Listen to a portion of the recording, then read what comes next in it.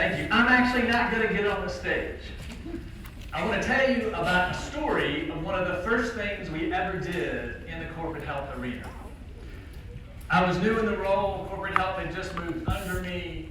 And this was the moment I said, oh my God, something is happening here that is very, very different. We were at one of our debrief meetings. We had personnel on site in one of the companies that we had started with early on a number of years ago. And it was kind of the 4-week check-in with the employer, with our personnel, with us. We wanted to make sure everything was going fine. And her phone rang.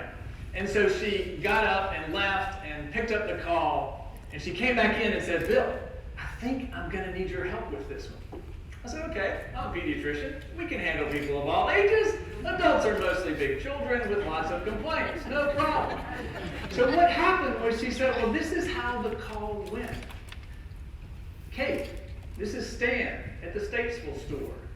My daughter's addicted to heroin. I have her in the car. Where should I take her? And I thought, oh my gosh, you've hardly been present.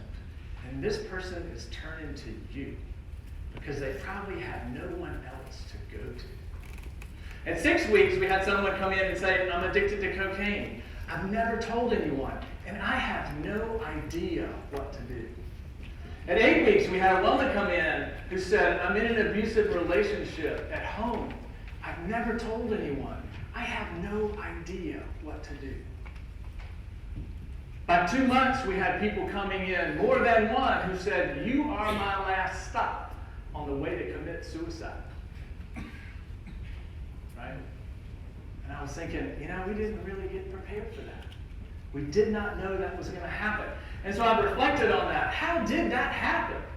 It was way more powerful than what I had thought we were setting up. And I'll tell you how it happened. I want to walk you through some of the things that I think were key to that. And they really are 3 main building blocks. One has to do with the personnel we selected. Another has to do with really building it upon personal relationship. And a third has to do with just one key principle. And I'm going to share those with you. The first was the personnel. So when I moved into this role and corporate health moved under me because, if you're in charge of wellness for people and employees, that means all of them. I said, okay, I'll take it on. So corporate health comes in and we had our usual offerings, right? What do most of you in the room have? You do large screenings, you set up on-site clinics. Maybe something else in between, lunch and learns, that's it, right? And so that was kind of the offering we had. And we were meeting with the employer, really wanted to do something differently. And we were kind of pushing the higher price item, right? The on-site nurse practitioner. And the more we talked, the more I realized this is not going to work. They had like 25 locations around a 100-mile spread. I was like, where are we going to put it? And at one point in the meeting with my team, I said, I wouldn't do this if I were you. Right? Not very good at sales. Right? They're kicking me like, no, this is actually what we do. This is why. It's like I wouldn't do that. We need to start over. So we started over. I went left. He said, we'll come back. This is not going to work. Went into a conference room all by myself at work with a big old whiteboard. And I said, what do these people actually need? What do they actually need? I started writing that down. First column. Well, a lot of people get sick and still come to work, right? Not asking for a show of hands, but you probably come when your throat hurt, or you felt a little warm, or you felt pain down here. I said, people often just need to know, do I have strep? Do I have flu? Do I have a UTI? It's not that hard. That would be easy. And I knew people needed help with things like chronic condition monitoring. My blood pressure was out of whack, and the doctor said check it every week, and that's too hard. I knew that there were going to be people who said, I do want to quit smoking, and the class is good, but I don't have anybody else to work with after that. And I knew too that healthcare is complicated. It's hard to get in. We make it so dang hard to get an appointment, right? I mean, even the places that do it really well, it can still be hard. And so we thought, man, people just need help, right? Now the classic healthcare solution is what? Classic healthcare solution is you say, great, we got that. We got people that actually do diagnosis and treatment. And we got people that monitor like nurses. And then, we could do a health coach. And over here, we could do somebody who's going to navigate. We have 4 lanes for that. I'll tell you what we'll do. We'll give everyone a card with 4 numbers on it. And they can call. when they need navigating. It's very efficient if you're a healthcare system, right? It's good for us. Here's the problem. Healthcare is the only industry in America where supply tells demand what to do. The only one. We tell you what you're going to get, when it's available, and how much you're going to pay us. And we don't tell you that part until months later, right? Nothing else in America works like that, right? Nothing. So we said, we're not going to do that. We're going to start with the people and what they need. And so the personnel, I just kept backing up from the whiteboard so I could see it all and say, is there a person out there who actually can do all this? Is there somebody who can do all this in the most efficient, economic way, like one person? So we landed on a nurse. We said, you know what? I used to be a healthcare lawyer. I do know that RNs can do these kind of tests based on protocol. You're not dying, no chest pain, blah, blah, blah. Yes, you have the UTI. Here, we're done, right? They can monitor things. They could triage people. They could navigate people. I thought, that's it. We're going to hire a person and send them out to these places. So that's what we did, actually. That's what we did. We said, we're going to have a one-person, all-purpose play. Play any position. That's what they're going to do when we send them out. The second thing we emphasized was relationship. So often in my life, I put all the people that I know on a spectrum. And on one end is the word transaction, and on the other end is the word relationship. Some of you might be on that spectrum with me. Where do you fall, right? So what's a transaction? Well, if I go to Starbucks and I get coffee, even if they know what I want when I walk in, that's still a transaction, right? That's all that is. It can be a nice transaction. It can be a bad. It's a transaction. If I take my brother out to lunch and I'm not expecting him to pay me back, that's actually a relationship. Money has nothing to do with it, right?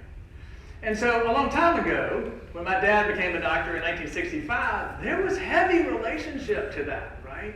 He would see you anywhere, anytime, whether you could pay him or not, right?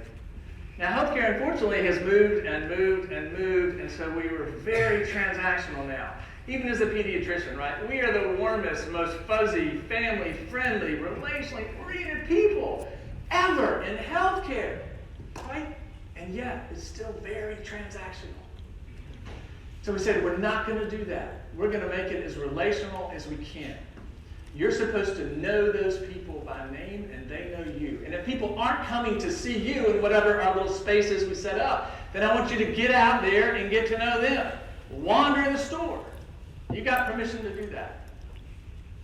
And the third thing that we really emphasize came about really at the beginning, the day before we launched. So we hired these nurses, trained them as health coaches, and said, okay, you're going to hit this number of places every week, the same place each day. You're available by phone all week. And before we started, we had handpicked these two people. I had worked with them before. I thought they will do a good job. And so we met, and I said, okay, Courtney, okay, Kate, here's the deal. We're getting ready to start. And I said, I actually don't know how this is going to go. I've never done it before.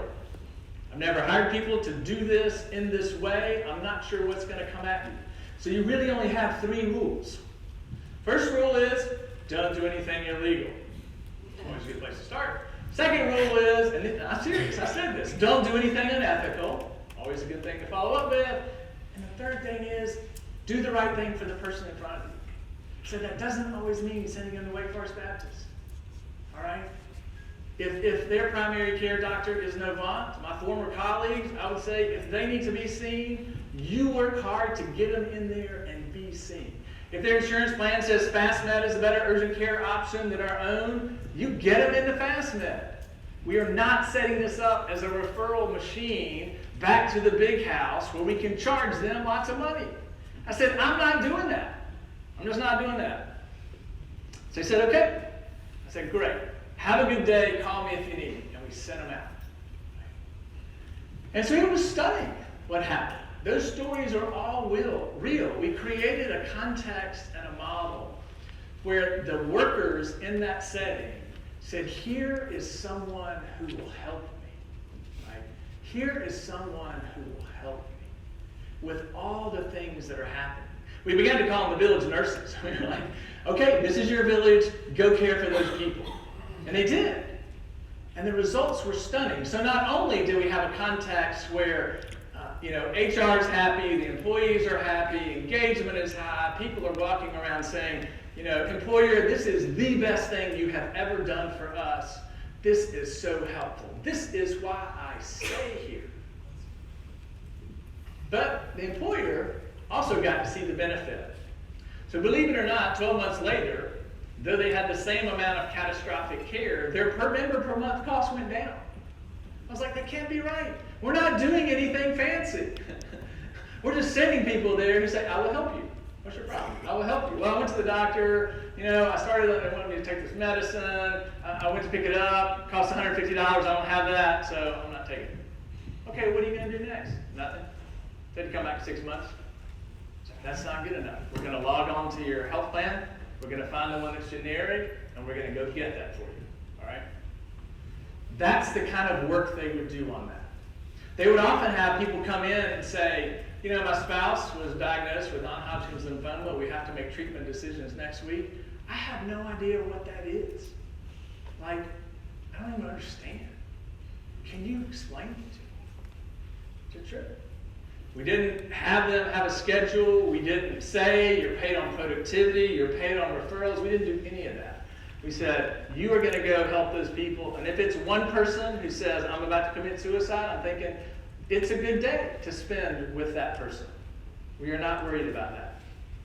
And so we saw the costs go down. We saw unnecessary ER expenses fall so far. We kept thinking, this can't be right?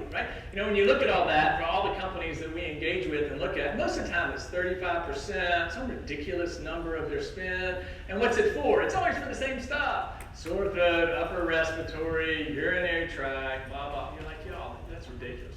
It has fallen to single digits. It is stunning. And it's not because we were addressing that particularly. It's just because we said, we are here, we will help you, and we have an alternative. Right? And it worked. And it worked. So, why am I telling you all this? Here's why. My own mission is to say, how do we recreate healthcare the way it ought to be in the United States of America? How do we do that? And so that is what my goal is. So you say, well, Bill, why are you telling Avant, who's in your neighborhood, your secret sauce? Because they're in my neighborhood. Because that is where I live. Because that is where they live. Because that is where my neighbors live. And that is where my family lives. And that is where my friends live. Why am I telling all of you that, who are at UNC and Rex and Duke and whatever? Because these are our people. These are our people of North Carolina. And if we don't fix it, who is going to do that? Who is going to do it? It's up to us. And so I want to invite you on that mission with me to say we are going to reinvent healthcare the way it ought to be, and that starts now. Thanks for your time.